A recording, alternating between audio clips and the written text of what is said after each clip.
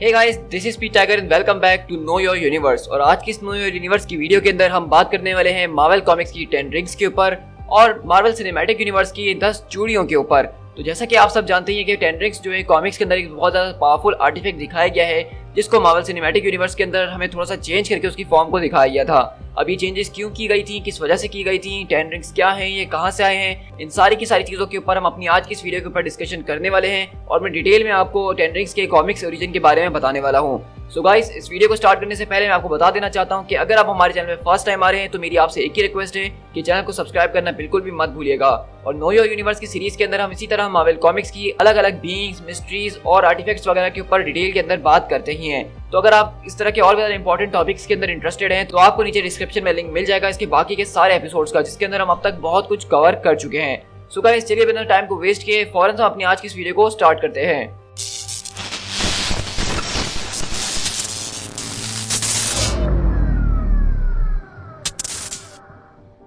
अगर हम 10 रिंग्स की बात करें तो उसका सबसे पहली बार जो अपीयरेंस हमें दिखाया गया था 10 रिंग्स का, वो दरअसल आयरन मैन के कॉमिक के अंदर था, जिसका नाम था टेल्स ऑफ सस्पेंस नंबर 62 के अंदर,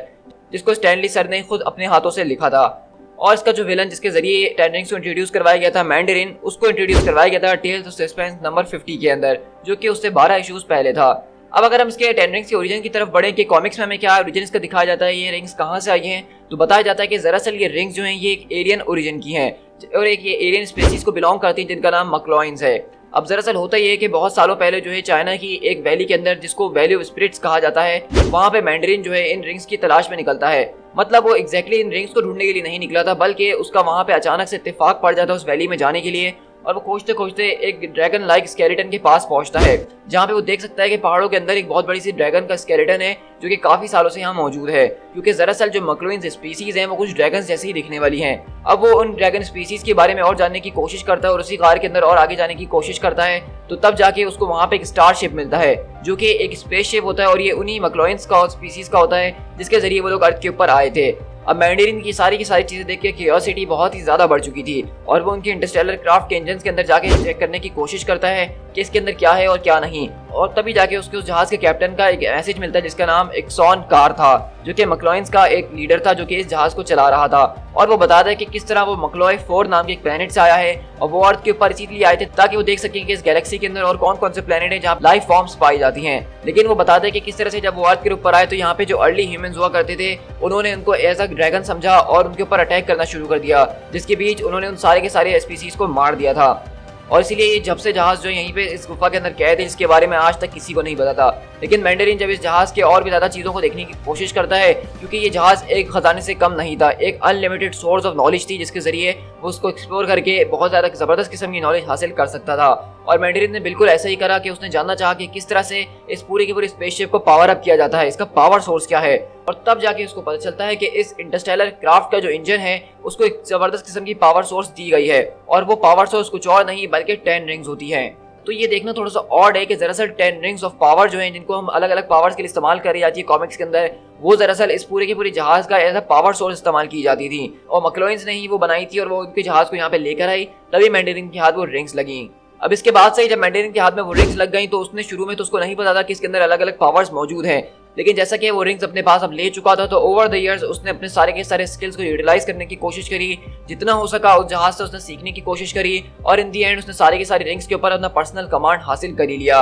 और तब जाके उसने वहाँ पे बहुत ज्यादा लोगों के ऊपर राज करने की कोशिश करी, उसने वैली ऑफ स्पिरिट के ऊपर बहुत ज्यादा जबरदस्त तरीके से राज भी किया और उसने अपनी पावर की रेन बरसाना हर तरफ शुरू कर दी। और मैंडेरिन ने इन पावर रिंग्स को ओवर द इयर्स बहुत ही अच्छे तरीके से इस्तेमाल करा है। पहले जहाँ पे वो उसको अपने पास से ही इस्तेमाल किया करता था, ओवर द इयर्स उसका पास इतना ज्यादा कंट्रोल हासिल हो गया कि वो रिंग्स को एक अच्छे खासे डिस्टेंस से भी इस्तेमाल कर सकता है और ये रिंग्स को अपने पास वापसी बुला भी सकता है, जिस तरह थॉर अपने हैमर म्योनियर को बुलाता है। अब अगर हम इन रिंग्स की पावर एंड एबिलिटीज की बात करें तो आप में से बहुत सारे लोग जिन्होंने कॉमिक्स पढ़े हैं वो जानते ही हैं कि हर एक रिंग जो है वो हर एक अलग पावर को डिफाइन करती है। अब अगर हम इसके लेफ्ट हैंड से शुरू करें, क्योंकि हम देख सकते हैं इस पिक्चर के अंदर कि हमें सारी की सारी 10 रिंग्स नजर आ रही हैं, तो उसमें से जो लेफ्ट हैंड की सबसे छोटी उंगली में इसकी रिंग है उसका नाम है आइस ब्लास्ट, जिसका आप नाम से आप इसको समझ सकते हैं कि ये चीजों को जमा देती है, उनके टेम्परेचर को एब्सोल्यूट 0 पे ले जाती है। इसके बाद जो अगली रिंग आती है उसका नाम मेंटो इंटेंसिफायर है। तो इसके जरिए बेसिकली मैंडेरिन जो है किसी के भी दिमाग को पढ़ सकता है, किसी के भी दिमाग को कंट्रोल कर सकता है, लेकिन ये इफेक्टिव रहती है जब तक वो इंसान उसके सामने ही है या एक शॉर्ट रेंज के अंदर मौजूद है,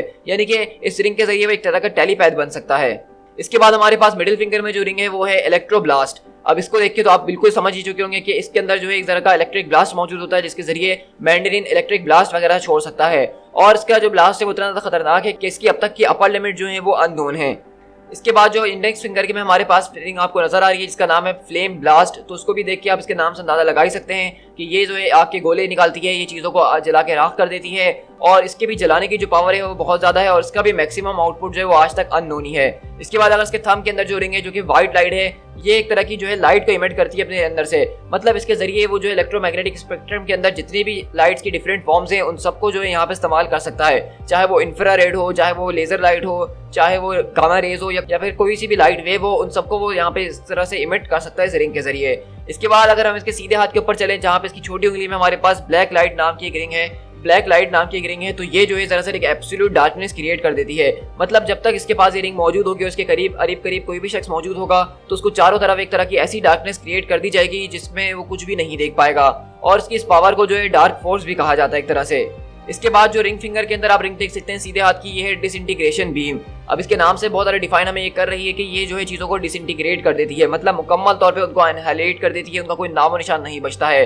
लेकिन इसको जो है मैंडेरिन सिर्फ 20 मिनट में एक ही बार इस्तेमाल कर सकता है, क्योंकि एक दफा इस्तेमाल करने के बाद इसको 20 मिनट का टाइम लगता है चार्ज होने के लिए। इसके बाद जो अगली रिंग है वो है कोटेक्स बीम। ये दरअसल जो है अपने इर्द गिर्द हवा को कंट्रोल कर सकता है, इसके जरिए वो जबरदस्त किस्म की हवा को चला सकता है, वो इसके ही जरिए अपने आप को लेविटेट करता है, इसके जरिए मैंडेरिन उड़ने की कोशिश करता है और एज इसको वेपन भी इस्तेमाल करता है किसी और के ऊपर दूसरी चीजों को फेंकने के लिए। इसके बाद हमारे पास इम्पैक्ट बीम की नाम की रिंग आती है जो कि कंकसिव ब्लास्ट वगैरह जो है इस रिंग के जरिए निकाल सकती है, जिस तरह आयरन मैन की रिपल्सर रे है जिसके जरिए कंकसिव ब्लास्ट हमारे सामने आता है, इसी तरह इसकी जो है ये एक इम्पैक्ट बीम है जो कि उसी तरह का एक ब्लास्ट मार सकती है। इसके जरिए वो सोनिक वाइब्रेशंस क्रिएट कर सकती है, मैग्नेटिक वेव्स को भी क्रिएट कर सकती है। इसके बाद हमारे पास जो आखिरी रिंग है वो है मैटर रीअरेंजर। ये बेसिकली चीजों के एटम्स और मॉलिक्यूल्स को रीअरेंज कर सकती है, चीजों को स्पीड अप कर सकती है, चीजों को स्लो डाउन कर सकती है, मतलब इसके जरिए आप एक तरह से रियलिटी को चेंज कर सकते हैं। अगर कोई रिएक्शन हो रहा है तो आप उसको रोक सकते हैं, उसको तेज कर सकते हैं, उसको रिवर्स कर सकते हैं, यानी कि अगर एक फूल है तो उसको पत्ते में बदल सकते हैं, अगर एक पत्ता है तो उसको फूल में बदल सकते हैं। तो इन सारी की सारी रिंग्स की पावर्स को देख के आपको अंदाजा हुई गया होगा कि अगर किसी के पास ये एक रिंग भी आ जाए तो वो बहुत ज्यादा पावरफुल इंसान बन जाएगा, लेकिन जिसके पास ये 10 की 10 रिंग्स आ जाए यानी कि मैंडेरिन, तो वो कितना ज्यादा पावरफुल हो सकता है। अब अगर हम कॉमिक बुक अपीयरेंसेस की बात करें तो 10 रिंग्स को जो है कॉमिक्स के अंदर इतना ज्यादा इस्तेमाल नहीं किया गया है, ये हमेशा जो है हमें आयरन मैन के कॉमिक्स के अंदर ही ज्यादातर नजर आता है मैंडेरिन रिंग्स को इस्तेमाल करते हुए, लेकिन जिस तरह से इन रिंग्स को इतना ज्यादा पावरफुल बनाया गया है उसको उस तरह से कभी भी कॉमिक्स में इस्तेमाल नहीं किया गया है, उसको इतना ज्यादा अच्छे तरीके से दिखाया नहीं गया है। अब अगर हम यहीं से शिफ्ट हो एमसीयू के ऊपर, तो हमें ये पता था कि आयरन ने सबसे पहली बार 10 रिंग्स का जो जिक्र है वो आयरन मैन के अंदर ही सुन लिया था, जो कि एमसीयू की सबसे पहली मूवी है और उसी के जरिए बेसिकली वही ग्रुप होता है जो कि आयरन मैन को किडनैप करके लेके जाता है, जिसके जरिए आयरन मैन बनता है। लेकिन मजेदार बात यह कि कॉमिक्स में 10 रिंग्स नाम की कोई भी ऑर्गेनाइजेशन मौजूद नहीं है, ये सिर्फ एमसीयू के अंदर ही इन्होंने 10 रिंग्स ऑर्गेनाइजेशन बनाई गई थी 10 रिंग्स के ऊपर, वरना कॉमिक्स के अंदर सिर्फ 10 रिंग्स मौजूद है जो कि मैंडेरिन इस्तेमाल करता है, लेकिन उसकी कोई भी इस तरह की ऑर्गेनाइजेशन नहीं है जो कि टेररिस्ट काम कर रही हो। इसके अलावा जो सबसे बड़ा चेंज हमें देखने को मिला वो शैंग-ची मूवी के अंदर देखने को मिला कि हमने देखा कि मैंडेरिन यहाँ पे जो 10 रिंग्स इस्तेमाल कर रहा है वो कॉमिक से बहुत ही ज्यादा अलग है, मतलब वो रिंग्स नहीं लग रही बल्कि चूड़ियां लग रही हैं, वो कड़े या ब्रेसलेट्स लग रहे हैं जिसको आप कह सकते हैं। अब इस चीज़ को बहुत अच्छे तरीके से एक्सप्लेन किया गया इस मूवी के डायरेक्टर्स के जरिए और राइटर्स के जरिए कि उन्होंने शैंग-ची के अंदर इसका एक्सपीरियंस इस वजह से चेंज करा क्योंकि रिंग्स वाला जो कॉन्सेप्ट था वो बहुत ज़्यादा इन्फिनिटी गॉन्टलेट से मिल रहा था, और अगर आपने गौर करा हो तो इन हर एक रिंग की अपनी एक अलग पावर है, जिस तरह इन्फिनिटी स्टोन्स की अपनी एक पावर होती है। तो अगर यही कॉन्सेप्ट वो शैंग-ची मूवी के अंदर भी दिखा देते तो ये चीज़ें बहुत ज़्यादा सिमिलर लगने लग जाती, तो इसलिए उन्होंने फैसला करा कि इन 10 रिंग्स को वो कोई पावर्स नहीं दे रहे जिस तरह कॉमिक्स के अंदर है ना, जिस तरह की वो आइस फेंक सकती है, वो आग फेंक सकती है, वो हवा को कंट्रोल कर सकती है, बस वो एक बहुत ज़्यादा पावरफुल ऑब्जेक्ट जिसके जरिए इंसान अपनी ही एनर्जीज को चैनल करके एक अलग लेवल पे ले जा सकता है, और इसलिए उनके शेप को जो है इस तरह से कड़े शेप में बना दिया। अब अगर ये कड़े शेप की हम बात करें तो चाइनीज के अंदर इस तरह का एक बहुत मशहूर कंगफू भी मौजूद है जिसके अंदर इसी तरह के हाथों में चूड़ियां पहन के वो कंगफू लड़ते हैं, तो एक तरह से देखा जाए तो ये चीज़ बिल्कुल ही परफेक्ट बैठ रही है शैंग-ची मूवी के हवाले से। अब अगर आपने नोट करा होगा तो एमसीयू के अंदर हमने 10 रिंग का एक फ्लैग भी देखा था जिसके अंदर 10 अलग अलग लफ्ज लिखे हुए थे, तो बेसिकली चाइनीज लैंग्वेज के अंदर इन 10 लफ्जों के अलग अलग मतलब मौजूद हैं जिनका ट्रांसलेटेड वर्जन मैं आपके साथ शेयर कर देता हूँ, जिसमें से है authority, power, study, extraordinary, outstanding, influence, grand, mighty, strength और डोमिनेट। तो ये सारी की सारी चीजें हमें बता रही हैं कि 10 रिंग्स ऑर्गेनाइजेशन का मतलब क्या है, ये किस लिए स्टैंड करती हैं, इनका क्या मकसद है। तो अभी अगर हम एमसीयू की बात करें तो अभी तक हमें जो है इन रिंग्स का कोई ओरिजिन नहीं दिया गया है। जिस तरह कॉमिक्स में हमें इसका क्लियर कट ओरिजिन दिया गया है कि ये एक एलियन ओरिजिन की है, मक्लॉइन स्पीसीज ने इनको बनाया था और वो अपने लिए इनको इस्तेमाल करती थी। लेकिन यहाँ पे हमने एक ड्रैगन को देखा, आपने डिवेलर ऑफ डार्कनेस को देखा, लेकिन इन रिंग्स का कनेक्शन उन दोनों से कुछ भी नहीं है। और ये रिंग्स एमसीयू के अंदर बहुत अलग तरीके से काम कर रही है। मतलब जब तक वो वैन वू के पास होती हैं तो उनकी एनर्जी हमें ब्लू कलर की नजर आ रही होती है, जब वो शेंग-ची के पास आती है तो उनकी एनर्जी येलो और ऑरेंज टाइप की हो जाती है। तो ऐसा लग रहा है कि मार्वल वाले एक जबरदस्त किस्म की मिस्ट्री को बिल्ड कर रहे हैं 10 रिंग्स के अराउंड, और उसको आगे की मूवीज में एज अ मेन प्लॉट इस्तेमाल किया जा सकता है। जैसा कि हमने शेंग-ची मूवी के अंदर इस बात को भी देखा कि ये 10 रिंग्स जो है अपने अंदर से एक सिग्नल को इमिट कर रही है किसी को अपनी तरफ बुलाने के लिए। तो अब ये कोई भी चीज हो सकती है जिसको 10 रिंग्स बुला रही है। वो सेलेस्टियल्स हो सकते हैं, वो गैलेक्टस हो सकता है, वो मक्लॉइन्स हो सकते हैं जिन्होंने कॉमिक्स के अंदर इन रिंग्स को बनाया है, या कोई और भी खतरनाक बीइंग हो सकती है जो कि इस 10 रिंग्स की पावर से अट्रैक्ट होकर अब अर्थ के ऊपर आ रही है।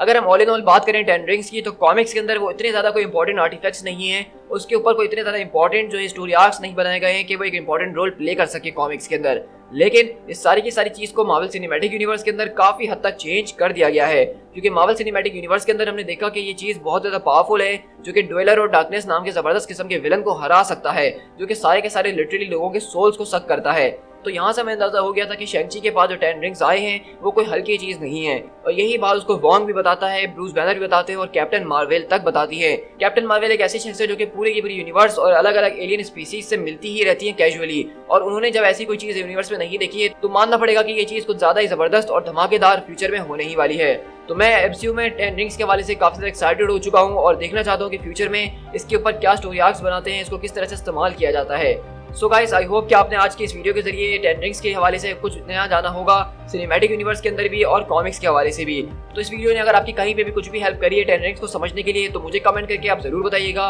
वीडियो को लाइक करना तो बिल्कुल भी मत ही भूलिएगा, और हाँ, अगर चैनल पे फर्स्ट टाइम आ रहे हो और अभी तक चैनल को सब्सक्राइब नहीं करा है तो इंतजार किस बात का है। इस तरह की awesome comic book, artifacts, beings, species और दूसरी चीजों के ऊपर हम इसी तरह से अपनी नो योर यूनिवर्स की वीडियोस के अंदर बात करते ही रहते हैं। इसमें अब तक हम लोग जो है इटर्नल्स के बारे में, सेलेस्टियल्स के बारे में, क्रिस्टल वॉर के बारे में, बियॉन्डर्स के बारे में, सेलेस्टियल्स के बारे में, फीनिक्स फोर्स के बारे में, मैजिक के बारे में कि किस तरह से मार्वल कॉमिक्स के अंदर मैजिक काम करता है, इन सारी की सारी चीजों के ऊपर हम टॉपिक्स कवर कर चुके हैं। तो अगर आप ये सारे के सारे टॉपिक्स देखना चाहते हैं तो लिंक आपको नीचे डिस्क्रिप्शन में मिल जाएगा, और चैनल को सब्सक्राइब करना बिल्कुल भी मत भूलना। साथ ही साथ मुझे फेसबुक और इंस्टाग्राम पे फॉलो कर लेना, जहां पे मैं अपने जबरदस्त किस्म के कॉमिक बुक फैक्ट्स और न्यूज को शेयर कर रहा होता हूं।